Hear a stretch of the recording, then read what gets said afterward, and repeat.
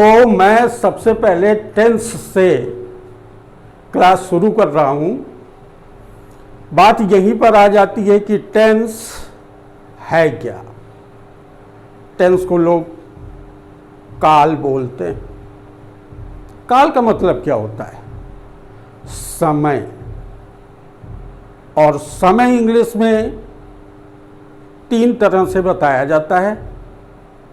एक बताया जाता है प्रेजेंट टेंस के रूप में, एक बताया जाता है पास्ट टेंस के रूप में, और एक समय बताया जाता है फ्यूचर टेंस के रूप में।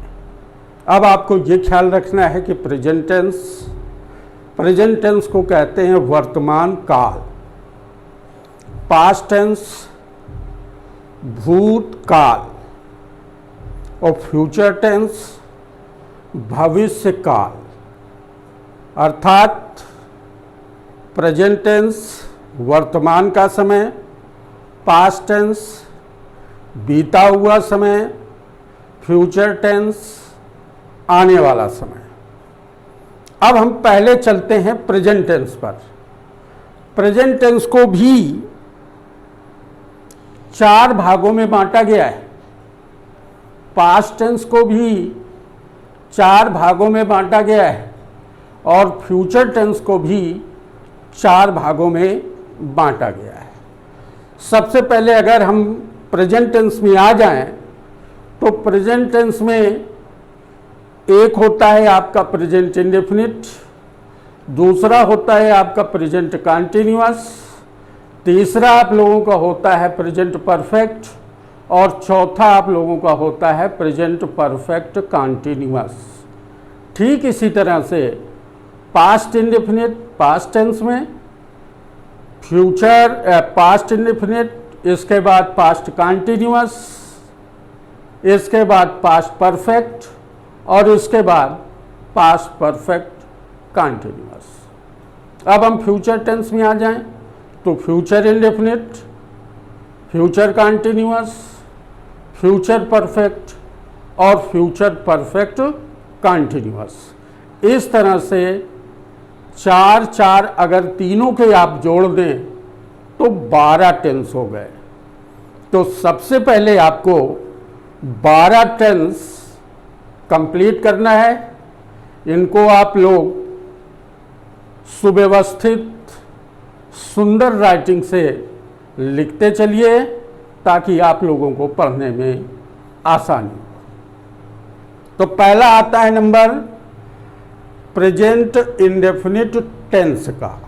प्रेजेंट टेंस में अब प्रेजेंट टेंस की पहचान क्या है? जिन वाक्यों की क्रियाओं के अंत में ता है, ती है, ते हैं आदि शब्द आते हैं, तो वह वाक्य प्रेजेंट इंडेफिनिट टेंस का होता है।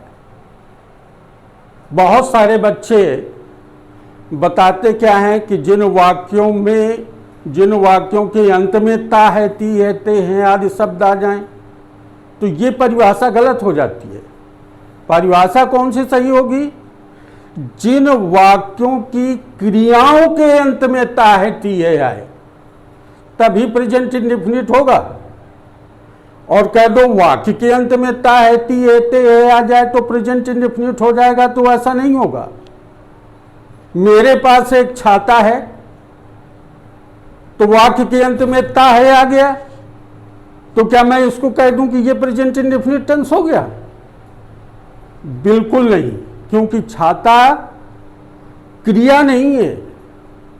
इसीलिए परिभाषित हमने किया कि जिन वाक्यों की क्रियाओं के अंत में राम जाता है, श्याम जाता है, राधा नाचती है, मोहन खाता है, ये सारे शब्द खाता पीता, इन शब्दों के अंत में ता है, ती है, ते हैं आ रहे हैं, जो कि एक क्रिया है। इसलिए ये प्रेजेंट इंडेफिनिट है। इसलिए परिभाषा आप इसको अच्छे से कंफर्म करिए। दूसरी बात, अब प्रेजेंट टेंस के जो भाग होते हैं वो 6 होते हैं। 6 नियम आपको एक टेंस में पढ़ना पड़ेगा। पहला है तुम्हारा अफर्मेटिव, दूसरा है तुम्हारा निगेटिव, तीसरा है तुम्हारा इंट्रोगेटिव, जिसे कुछ लोग फर्स्ट टाइप ऑफ इंट्रोगेटिव भी कहते हैं, जब वाक्य के पहले इंट्रोगेटिव शब्द आ जाता है, चाहे क्या है आ जाए, चाहे कब है आ जाए, वाट है, व्हेन है, व्हाई है, ये जब वाक्य के प्रारंभ में आ जाते हैं तो ऐसी परिस्थिति में उसे फर्स्ट टाइप इंट्रोगेटिव कहते हैं। और हिंदी में उसे कहते हैं कि जब प्रश्नवाचक शब्द वाक्य के पहले हो, और उसी का फिर दूसरा पार्ट हो जाता है इंट्रोगेटिव विद निगेटिव। फिर इसके बाद आता है इंट्रोगेटिव, जिसको सेकेंड टाइप इंट्रोगेटिव कहते हैं। और हिंदी में जब प्रश्नवाचक शब्द वाक्य के बीच में आ जाता है तो वो सेकेंड टाइप इंट्रोगेटिव हो गया, और इसी का बनता है इंट्रोगेटिव विद निगेटिव। तो 4 इंट्रोगेटिव के हो गए, पहला अफर्मेटिव का हो गया, दूसरा निगेटिव का हो गया। इस तरह से 6 नियम है। 6 नियम आपको तैयार करना पड़ेगा। तो अफर्मेटिव का क्या नियम है? सबसे पहले सब्जेक्ट आता है, सब्जेक्ट के बाद वर्ब की फर्स्ट फॉर्म आती है, और इसके बाद ऑब्जेक्ट आता है। इतना तो आपने नियम लिख लिया, लेकिन आप लोगों की जानकारी के लिए, ताकि आप सचेत रहें कि फर्स्ट फॉर्म की क्रिया होती है, लेकिन उसके साथ नोट लगा है। नोट इसीलिए लगा होता है कि आप उसे विशेष रूप से समझें। नोट में क्या दिया है?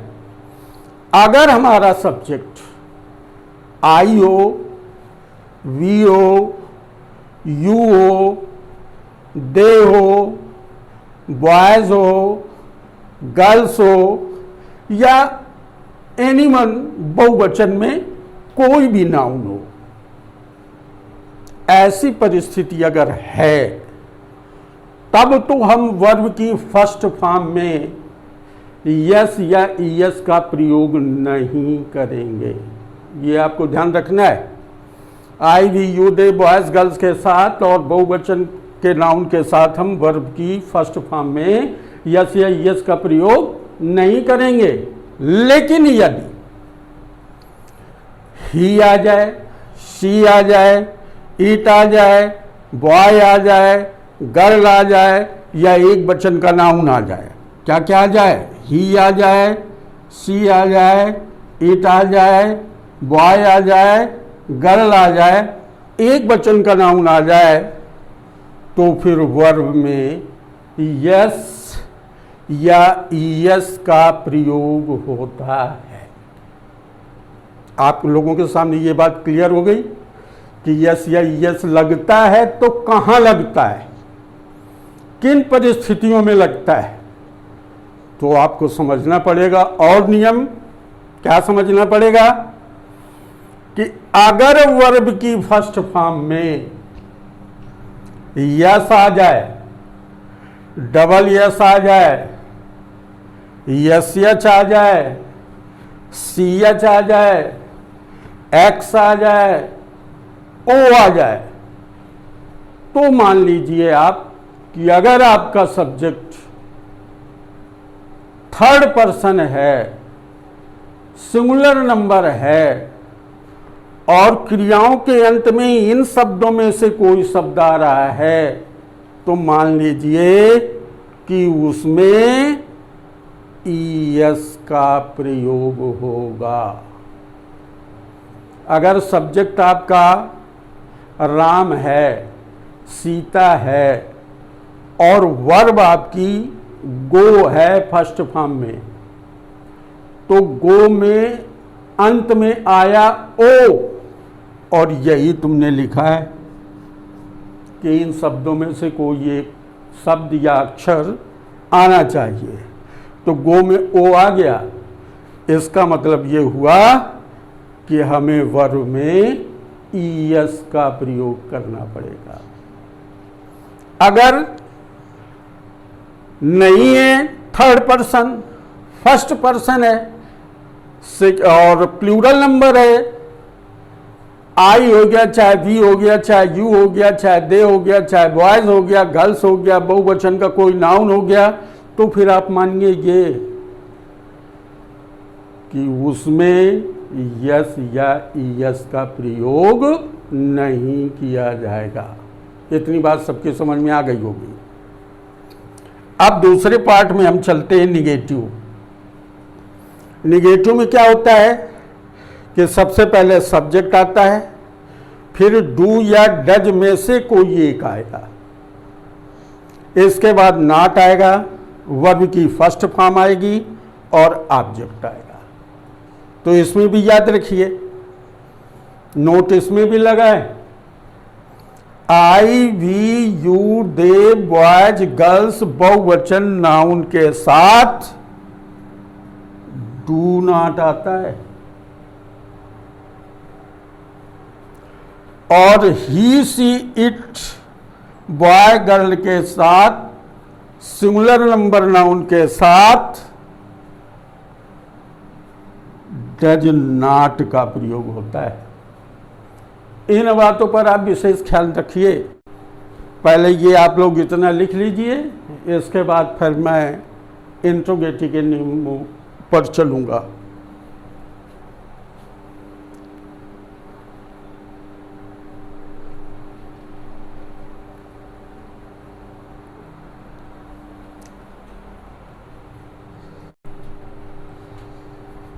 अब आ जाइए आप फर्स्ट टाइप इंट्रोगेटिव में। फर्स्ट टाइप इंट्रोगेटिव में क्या है, कब बनता है फर्स्ट टाइप इंट्रोगेटिव? जब प्रश्नवाचक शब्द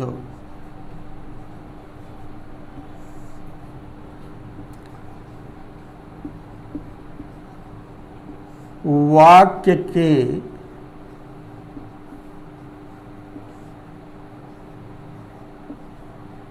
पहले हो,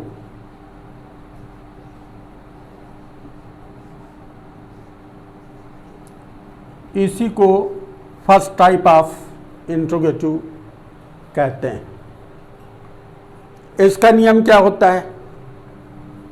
सबसे पहले लगता है डू या डज। तो सबसे पहले क्या करेंगे? डू या डज। डू या डज के बाद हम लगाएंगे सब्जेक्ट। सब्जेक्ट के बाद वर्ब की फर्स्ट फॉर्म और इसके बाद ऑब्जेक्ट। डू या डज, फिर इसके बाद सब्जेक्ट, फिर इसके बाद वर्ब की फर्स्ट फॉर्म और फिर इसके बाद ऑब्जेक्ट। इसी का इंट्रोगेटिव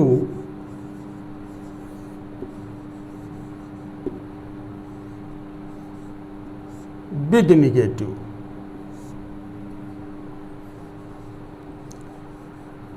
अब इंट्रोगेटिव विद निगेटिव में आप आ जाइए।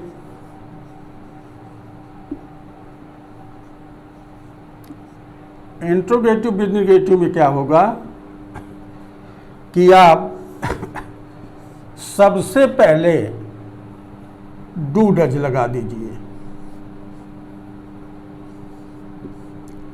और डू डज में से आपको एक का चुनाव करना है।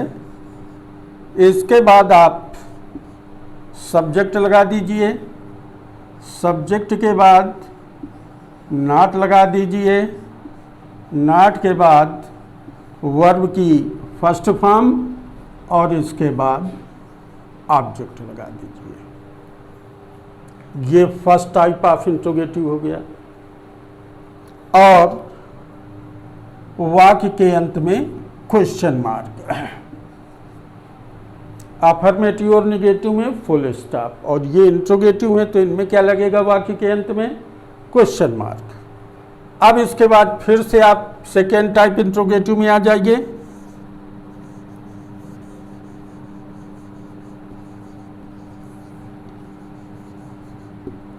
अब सेकेंड टाइप आप इंट्रोगेटिव कब बनता है, कैसे बनता है, उसके लिए आपको ध्यान देना पड़ेगा कि जब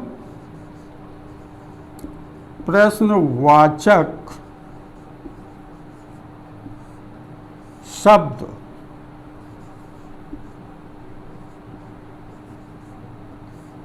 वाक्य के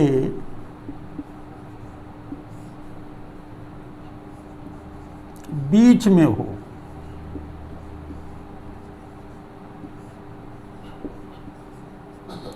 अब आपको ध्यान यही देना है कि फर्स्ट टाइप ऑफ इंट्रोगेटिव में क्या होता है कि प्रश्नवाचक शब्द वाक्य के प्रारंभ में होता है, और सेकेंड टाइप ऑफ इंट्रोगेटिव में क्या होता है?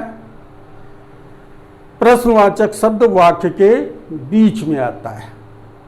तो उसके लिए आपको सबसे पहले लिखना पड़ेगा इंट्रोगेटिव वर्ड, इसके बाद आपको सहायक क्रिया के रूप में लाना पड़ेगा डू या डज, इसमें कोई एक, इसके बाद सब्जेक्ट, सब्जेक्ट के बाद वर्ब की फर्स्ट फॉर्म, वर्ब की फर्स्ट फॉर्म के बाद ऑब्जेक्ट। तो इंट्रोगेटिव वर्ड डू या does plus subject plus verb की फर्स्ट फॉर्म प्लस ऑब्जेक्ट। अब इसका भी इंट्रोगेटिव भी निगेटिव होता है, तो उसको आप लोग लिख लीजिए इंट्रोगेटिव विथ निगेटिव।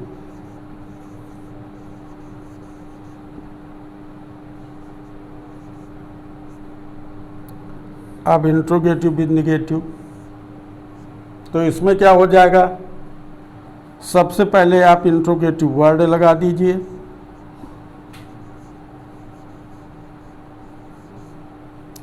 इसके बाद आप डू या डज लगा दीजिए,